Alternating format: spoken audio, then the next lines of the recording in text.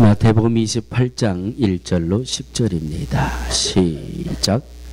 안식일이 다하여가고 안식 후 첫날이 되려는 미명에 막달라 마리아와 다른 마리아가 무덤을 보려고 왔더니 큰 지진이 나며 주의 천사가 하늘로서 내려와 돌을 굴려내고 그 위에 앉았는데 그 형상이 번개 같고 그 옷은 눈같이 희건을 수직하던 자들이 저를 무서워하여 떨며 죽은 사람과 같이 되었더라. 천사가 여자들에게 일러 가로되 너희가 찾는 줄을 내가 아노라. 그가 여기 계시지 않고 그의 말씀하시던 대로 살아나셨느니라. 와서 그의 누우셨던 곳을 보라. 또 빨리 가서 그의 제자들에게 너희보다 먼저 갈릴리로 가시나니 거기서 너희가 배우리라 하라. 보라, 내가 너희에게 일렀느니라 하거늘. 그 여자들이 무서움과 큰 기쁨으로 무덤을 빨리 떠나 제자들에게 알게 하려고 다름질할세. 예수께서 저희를 만나 가라사대 평안하뇨 하시거늘. 여자들이 나아가 그 발을 붙잡고 경배하니 이에 예수께서 가라사대 무서워 말라. 가서 내 형제들에게 갈릴리로 가라 하라. 거기서 나를 보리라 하시니라. 이 말씀은 살아계신 하나님의 말씀입니다. 아멘. 기독교의 핵심, 복음의 본질은 예수님의 십자가와 부활에 있습니다. 죽은 사람이 어떻게 살아날 수 있을까? 오늘 새벽에 우리 이상열 목사님이 예수님 부활하심의 증거로 오늘 새벽에 아주 은혜를 주셨습니다. 제가 그 말씀을 다시 알려드리면 새벽에 나오신 분이나 안 나오신 분이나 똑같잖아요. 그러면 안 되지요. 새벽에 나오신 분들이 더 큰 은혜를 마음에 담고 있어야죠. 궁금하신 분은 예배 끝나고 저한테 오시든지 우리 이상열 목사님에게 찾아가셔서 예수님 부활하시는 증거가 무엇이었습니까? 라고 한번 여쭤보시기 바랍니다. 과연 사람의 머리로 죽은 사람이 다시 살아났다, 예수님의 부활하신 것을 사람의 지혜로 입증할 수 있을까? 아니면 과학으로 이것을 입증할 수 있을까? 오늘 새벽에 우리 이상열 목사님이 이런 말씀을 해주셨어요. 예수님이 부활하신 증거를 대보시오. 그렇게 묻는 분한테 그러면 예수님이 부활하지 않으셨다는 증거를 좀 대보시오. 그랬더니 예수님이 부활하지 않으셨다는 증거를 댈 답이 없더라. 그 말씀이죠. 예수님이 부활하셨다. 예수님이 십자가에서 돌아가셨다. 기독교의 핵심이고 복음의 본질입니다. 그래서 십자가를 빼고 그리스도가, 부활을 빼고 복음이, 구약과 신약이 성립이 안 돼요. 예수 그리스도의 십자가, 예수 그리스도의 죽으심, 예수 그리스도의 부활하심을 빼버리거나 부정이 되면 구약과 신약이 하나로 연결되어 돌아가는 것을 입증할 수가 없어요. 그래서 기독교를 반대하는 사람들이 2000여 년 전에 바로 예수님이 부활하셨다고 증거하는 기독교인들을 아주 무너뜨리기 위해서 예수가 부활한 것이 거짓이다, 예수가 부활한 것이 가짜다라고 그것을 입증하기 위해서 사람들이 모였습니다. 어떤 사람들이 모였나 하고 문헌을 찾아봤더니 대제사장, 바리새인, 철학자, 고고학자, 물리학자, 천문학자, 방사선을 연구하는 방사선 과학자, 이런 다양한 직업을 가진 사람이 자그마치 100만 명이 모였답니다. 100만 명. 100만 명이 모여가지고 예수님이 부활하신 것이 가짜라는 증거를 찾아내서 기독교를 허물어뜨리겠다. 이 100만 명이 모여서 자기들의 지식과 자기들의 재능과 자기들의 능력을 총동원했지만 예수님의 부활을 부정할 수 있는 예수님의 시체를 찾아내지 못했다는 거예요. 예수님의 시체만 찾아내면 예수님이 부활했다는 것이 이게 가짜가 될 텐데, 그래서 100만 명이 모여서 연구를 하고 조사를 하고 결정적인 것은 예수라는 그 시체를 찾아내자. 그래서 모두 방사선 과학자까지 동원돼 가지고 찾아내려고 100만 명이 애를 썼는데 예수님의 시체를 찾아낼 수 없었다라고 결론을 내리고 있습니다. 자, 그러면 100만 명에 달하는 사람이 예수님의 시체를 찾으려고 했는데 왜 못 찾았을까? 왜 못 찾았을까요? 예? 살아나셨으니까. 승천하셨으니까. 모든 질문의 대답은 성경에 있다. 왜 예수님의 부활하신 시체를 찾아낼 수 없었을까? 왜 기독교를 반대하고 기독교를 공격하고 기독교를 무너뜨리려고 시도했던 그들이 실패했을까? 이유는 아주 간단합니다. 저를 한번 따라해 주시기 바랍니다. 예수님의 부활은 하나님이 행하신 역사이기 때문입니다. 왜 예수님의 시체를 찾지 못했을까? 하나님이 하셨기 때문에. 하나님이 행하셨기 때문에, 하나님이 이루어내신 역사이기 때문에. 오늘 2절에 뭐라고 말씀하고 있어요? 큰 지진이 나며 주의 천사가 하늘로부터 내려와 돌을 굴려내고 그 위에 앉았는데 그 형상이 번개 같고 그 옷은 눈같이 희건을. 6절에 그가 여기 계시지 않고 그의 말씀하시던 대로 살아나셨느니라. 할렐루야. 하나님이 하셨기 때문에, 하나님이 하신 일을 사람이 어떻게 입증을 할 수가 있겠어요? 하나님이 하신 일을 사람이 어떻게 흉내를 낼 수 있겠어요? 하나님이 하신 일을 사람이 어떻게 그것을 입증해 낼 수가 있겠습니까? 하나님이 하신 일은 믿음으로 받아지게 되기를 주의 이름으로 축원합니다. 예수님의 부활하심, 저는 여러분들은 모르겠어요. 근데 저는 예수님이 부활하신 것을 믿습니다. 저는 믿어요. 그러면 저와 같이 예수님이 부활하신 것을 믿으시는 분만 한번 아멘 해보세요. 이렇게 신통치 않아요? 예수님이 부활하신 것을 믿으시는 분 오른손 들고 아멘. 아멘. 어떻게 믿으셨어요? 첫 번째, 내가 예수님이 부활하셨다고 믿는 믿음의 첫 번째는 성경에 있기 때문에 그래요. 성경에 있기 때문에. 그리고 두 번째, 예수님이 부활하셨다는 이 역사를 내가 믿을 수밖에 없는 것은 예수님이 부활하시고 나서 지금까지 그냥 대충 따져서 2013년이 지났잖아요. 그렇죠? 2013년 동안 수많은 사람들이 예수님의 부활이 거짓이었다라고 발버둥을 쳤지만 아무도 입증해내지 못했어요. 오히려 2013년이 지난 오늘날 부활하신 예수님의 그 생명의 역사가 우리 변 목사님을 통해서 과테말라 치색이라는 곳에 영혼 구원의 열매로 맺혀지고 있고, 우리 이상열 목사님을 통해서 중국에 생명의 복음이 전해짐으로 예수 믿는 사람들이 늘어나고 있고, 오늘 여러분 주보에 제가 사진을 내드렸죠. 도미니카 후리아 능력교회에 그 헐벗고 굶주린 영혼들이 예수를 믿고 예수님을 영접하고, 오늘 목회 단상에 우리 신현재 목사님이 보내주신 이메일을 제가 그대로 넣어드렸어요. 지난주가 아니라 지지난주 금요일날 몇 명이 모였다고요?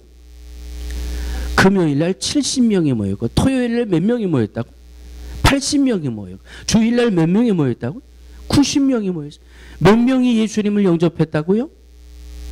13명. 몇 명이 고침을 받았다고요? 할렐루야. 할렐루야. 그러니까 나는 예수님의 부활하신 것을 믿을 수밖에 없어요. 왜? 지금도 살아 역사하심을 통해서 그 영혼이 구원받고 주님을 영접하는 생명력이 지금도 나타나고 있는데 예수님의 부활하신 것을 어떻게 믿지 않을 수가 있겠? 하나님이 하신 일은 이렇게 엄청난 거예요. 이렇게 놀라워요. 여러분, 도미니카 이렇게 여러분 사진 4장 실어드렸는데 오른쪽 밑에 얼마나 예뻐요. 예뻐요, 안 예뻐요? 제대로 보지도 않으셨네, 주보. 응? 얼마나 예뻐요. 불도 침침하게 그냥 형광등 꺼질 듯 말 듯, 뭐 하루에 뭐 전기도 몇 시간 안 들어오는데 그 형광등 하나 켜놓고 그냥 80명, 90명이 모여서 하나님을 찬양하고, 저들의 예배 초소를 마련해 준 능력교회를 위해 그들이 감사해서 기도하고 있고, 얼마나 놀라운 역사예요. 하나님의 말씀인 성경이 통계 자료를 보면 2233개 나라 언어로 번역이 돼가지고 지금도 성경이 읽혀지고 있고, 누군가는 성경을 읽고 은혜 받고 주님을 영접하고 기도하고 병 고침을 받는 이런 역사가 지금도 일어나고 있기 때문에 우리는 예수님의 부활하신 것을 믿을 수밖에 없어요. 할렐루야. 예수님의 부활하심은 죽음에서 다시 살아난 생명의 역사예요. 생명의 역사는 한 번으로 끝나는 게 아니잖아요. 고린도전서 15장 20절 말씀 보니까 오늘 부활주일에 여러 번 이런 말씀을 드립니다마는, 그리스도께서 죽은 자 가운데서 다시 살아나사 잠자는 자들의 첫 열매가 되셨도다. 자, 저는 안 해봤지만 백합이 있으니까 이거 꽃이라 그래야 돼요? 나무라 그래야 돼요? 아니, 이 얘를 가리켜서 꽃이라 그래야 돼요? 자, 얘가 이제 꽃이 납혀서 떨어지면 이게 이 줄기를 잘라주잖아요. 그리고 얘를 다시 심어요. 그러면 내년에 얘가 잎이 나고 꽃이 필까요, 안 필까요? 무슨 꽃이 필까요? 어떻게 하셨어요? 오, 그렇구나. 나는 한번 죽었다가 이게 다시 올라오면 백합꽃이 아니라 뭐라 그래야 좋아하실까? 네? 장미꽃이 피는 줄. 잠자는 자들의 첫 열매가 됐다는 말씀은 이런 말씀이에요.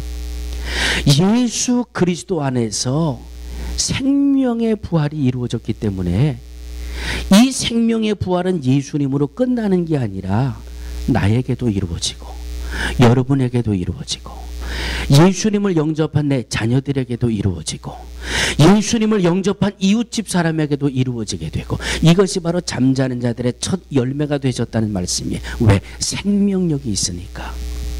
줄기를 잘라버리고 뿌리를 땅에 묻어버리면 내년에 살아나요. 왜 살아나요? 생명이 있기 때문에. 그래, 생명이 있기 때문에. 예수님이 부활하셨다고 하는 것은 생명입니다. 그러므로 예수님을 영접하고 예수님과 동행하는 우리에게도 바로 생명의 역사가, 부활의 역사가 우리에게도 이루어지게 됨을 믿고, 이것이 바로 우리에게 영원한 생명을 주신 주님의 은혜인 줄로 믿습니다. 예수 부활 나의 부활, 예수 생명 나의 생명, 예수 승리 나의 생명. 하나님의 말씀대로 하나님이 행하신 역사이기 때문에 예수님의 부활하신 것을 나는 믿어요. 여러분들도 믿게 되기를 주의 이름으로 축원합니다. 자, 두 번째, 부활하신 예수님이 그 예수님의 부활, 그 예수님의 무덤에 찾아왔던 여인들에게 오늘 뭐라고 말씀하세요? 어디로 가라? 어디로 가라? 자, 예수님이 부활하셨음을 믿습니다라고 믿는 모든 제자들에게 부활하신 주님이 하신 말씀은, 내가 갈릴리로 갈 테니까 너희도 갈릴리로 가라. 거기서 만나자. 여기서 우리는 하나의 의문을 가지셔야 합니다. 왜 예수님이 갈릴리로 가라고 그러셨을까? 모든 질문의 대답은 성경에 있다. 왜 부활하신 예수님이 갈릴리로 가라고 하셨을까? 여러분 한번 생각해 보세요. 이 예수님이 어디서 고난당하셨어요? 예루살렘에서 고난당하셨어요. 어디에서 예수님이 죽으셨어요? 예루살렘 골고다 언덕에 십자가에 못 박혀 돌아가셨어요. 예수님에게 채찍질을 한 로마 병정들, 유대 병정들이 어디에 살아요? 예루살렘에 살아요. 예수님 얼굴에 침을 뱉고 가시 면류관을 씌우고 십자가에 대못질을 하던 그들이 어디에 살아요? 예루살렘에 살아요. 기왕이면 예수님이 딱 부활하셨으면 예루살렘에 딱 가가지고, 야 이놈들아, 니들이 나를 이렇게 고통스럽게 했지만 나는 부활했다. 그러면 예루살렘이 온통 그냥 뒤집어지지 않을까요? 예?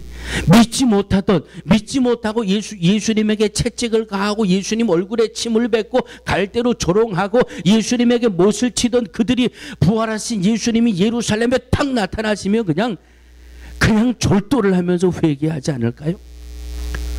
왜 예수님이 예루살렘으로 가지 않으시고 갈릴리로 가라고 하셨을까? 왜 예수님이 갈릴리에 가서 만나자고 하셨을까? 예루살렘에서 갈릴리까지는 역사학자들에 의하면 174km나 떨어져 있다고 그래요. 왜 부활하신 주님이 이렇게 먼 갈릴리에 가서 만나자고 그랬을까? 예루살렘은 유대인들이 모여 사는, 다시 말씀드리면 이스라엘들이 중심으로 사는 지역이고, 갈릴리는 말 그대로 이방 사람들이 모여 사는 동네예요. 마태복음 4장 15절 16절 보면 이방의 갈릴리여 흑암에 앉은 백성이 큰 빛을 보았고 사망의 땅과 그늘에 앉은 자들에게 빛이 비추었도다 그랬어요. 예루살렘에 있는 이스라엘 백성들도 중요하지만 갈릴리에 사는 이방인들도 더 소중하다고 하는 말씀이에요. 이 부활의 역사, 부활의 생명이 천대받고 사람으로서의 취급받지 못하고 버려진 것 같이 이 이방 취급받는 이 갈릴리에도 부활의 은혜가, 부활의 생명의 은혜가 필요하기 때문에 이방인들에게도 이 부활의 생명을 전하시기 위해서 부활하신 예수님은 예루살렘으로 먼저 가지 않고 갈릴리로 먼저 가셨다는 말씀이에요. 그리고 예수님의 부활하심을 믿는 제자들에게 갈릴리로 가라고 하신 말씀이에요. 예수님이 십자가에 못 박히시는 순간에 성소의 휘장이 위에서부터 아래로 찢어졌다 그랬지요. 이 모습은 유대인과 이스라엘과 이방을 가로막고 있던 복음의 담이 무너져 버리고 이때부터 예수님은 이방인들에게까지 복음이 열려지는 것을 주님이 보여주셨다는 말씀으로 성소의 휘장이 위에서부터 아래까지 갈라졌다는 말씀을 해석을 하게 됩니다. 그것을 예수님이 직접 부활을 믿는 예수님의 제자들에게 갈릴리로 가라, 이제는 이방인들에게도 가서 예수 그리스도를 통한 구원과 예수 그리스도의 부활하신 생명의 복음을 전하라고 주님이 갈릴리로 가라고 말씀하셨다라고 하는 것입니다. 시간을 초월하고 공간을 초월하고 인종을 초월해서 예수 부활의 이 생명이 전해졌기 때문에 오늘 이스라엘과 유대와 전혀 상관이 없는 저와 여러분들에게까지도 복음이 전해지게 됐고, 저와 여러분들이 예수님을 영접하게 됐고, 저와 여러분들이 하나님의 자녀가 되는 권세를 얻을 수 있게 됐다라고 하는 말씀입니다. 할렐루야. 많은 제자들이 예수님의 그 부활하신 예수님의 말씀을 듣고 갈릴리로 달려갔어요. 그래서 그 갈릴리에서 예수 부활하신 예수님의 생명의 전해짐으로 오늘 저와 여러분들에게까지 저 도미니카 구석에서 난민이 되어 그냥 헐벗고 그냥 하루에 1불 2불 가지고 살아가는 이 IT의 난민들이 이 능력교회라는 복음의 전령을 통해서 그들이 주님을 영접하고 4시간 5시간씩 모여 뜨겁게 주님을 찬양하며 병든 자들이 고침을 받게 되고 예배를 통해서 13명이나 주님을 영접하는 역사가 이루어지게 된 시작이 바로 갈릴리로 가라고 하셨던 주님의 음성으로부터 이루어졌다라고 하는 말씀입니다. 세 번째, 따라해 주시기 바랍니다. 우리도 갈릴리로 가야 합니다. 나는 예수님의 부활하심을 믿습니다. 오른손 들고 아멘 하세요. 그럴 때 거의 모든 분들이 오른손 들고 아멘을 하셨습니다. 그러면 이제 주님이 제자들에게 주셨던 음성과 똑같은 음성을 듣게 되기를 주의 이름으로 축원합니다. 갈릴리로 가라. 거기서 나와 만나자. 갈릴리는 어떤 곳이에요? 갈릴리는 예수님이 갈릴리의 나사렛이라는 동네에서 났기 때문에 예루살렘에 있는 모든 유대인들이 예수님을 뭐라고 조롱했어요? 나사렛에서 어찌 선한 것이 날 수 있겠느냐? 말 그대로 나사렛이라고 하는 그 지역은 놀림받을 만한 어려운 사람들이 모여 사는 곳이에요. 이곳은 실패한 사람들이 있고요. 이것은 낙심해 지쳐있는 사람들이 사는 곳이고요. 이 이방인들이라고 하는 이 토구를 쓰고 유대인들에게 배척받는 이런 이 험한 삶 속에 희망과 소망이 꺼져가는 그런 지역에서 살아가는 그런 지역이 갈릴리예요. 그런데 여러분, 사복음서를 잘 보시면 예수님이 공생애를 하시면서 병자를 고치셨습니다. 중풍병자도 고치셨고 앞을 못 보는 병자도 고치셨고, 이 여러 가지 이 병자들을 고치시는 그 모습들을 사복음서의 말씀으로 쭉 말씀을 보면 갈릴리에서 병자들 고침받는 역사들이 많이 일어났어요. 그만큼 갈릴리는 힘든 사람들이 모여 살고 있어요. 상처받은 사람들이 모여 살고 있어요. 희망을 잃고 소망을 잃어버리는 사람들이 모여 살고 있어요. 그래서 예수 부활의 생명을 받은 하나님의 자녀들에게 바로 그곳으로 가라는 말씀이에요. 상처받은 이들을 찾아가라. 실패한 이들을 찾아가라. 낙심한 자들을 찾아가라. 찾아가서 그들에게 예수 부활의 생명을 전해서 그들을 일으켜 세우고 그들에게 소망을 회복시켜주고 그들에게 희망을 회복시켜 일으켜 세우라고 하시는 것이 부활의 말씀을 통해서 주님이 주시는 세 번째 음성입니다. 사랑하는 믿음의 성도들이요, 2013년 이 부활 주일에 예수님 부활하신 것은 하나님의 역사로 이루어진 분명한 사실의 역사임을 믿으시고, 예수 그리스도를 통해서 우리가 영원한 생명을 얻고 예수 그리스도를 통해서 우리가 잠자는 자들의 첫 열매가 되신 그 예수님과 함께 생명의 역사를 이루는 이 믿음이 다시 한번 재다짐되는 귀한 역사가 이루어지기를 주의 이름으로 축원합니다. 가라고 하셨으니 갈 수 있는 결단이 있게 되기를 주의 이름으로 축원합니다.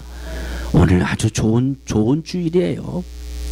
예배 끝나면 저 뒤에 오늘 새벽에 나오신 분들이 수고하고 애써서 오늘 부활주일의 상징인 달걀을 아주 열심히 삶으시고 코팅질을 하고 또 이 2개씩 넣어서 팩을 하고 얼마나 많이 애를 쓰셨는지 몰라요. 어떻게 나누어 드릴까요? 속회별로 나누어 드릴까요? 개인별로 나누어 드릴까요?